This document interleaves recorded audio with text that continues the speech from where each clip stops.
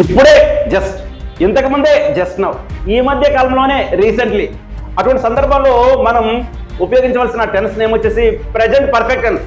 Present perfect tense లో మనకి helping verbs వచ్చేసి have, have, I, we, you, దేకి హ్యావ్ ఉపయోగించాలి, హీ, సీట్ కి హ్యాస్ ఉపయోగించాలి. నేను ఇంతకుముందు ఇన్స్టిట్యూట్కి వచ్చాను, ఐ హ్యావ్ కమ్, వాళ్ళు వచ్చారు, దే హ్యావ్ కమ్, ఆమె వచ్చింది, she has come to institute just now, అతను ఇంతకు ముందే ఇన్స్టిట్యూట్ కి వచ్చాడు, he has come to institute just now. మరి నెగిటివ్ గా చెప్పాలి అంటే హ్యావ్, హ్యాస్ కి నాట్ పెట్టాలి.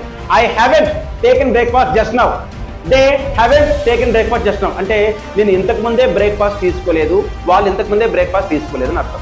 మరి ఆమె తీసుకోలేదంటే she hasn't taken breakfast just now, he hasn't taken breakfast just now, అతను ఇంతకు ముందే తీసుకోలేదు. దీన్ని మన ప్రశ్న ఎలాగా అడగాలి అంటే హ్యావ్, హ్యాస్ ముందుకు రావాలి.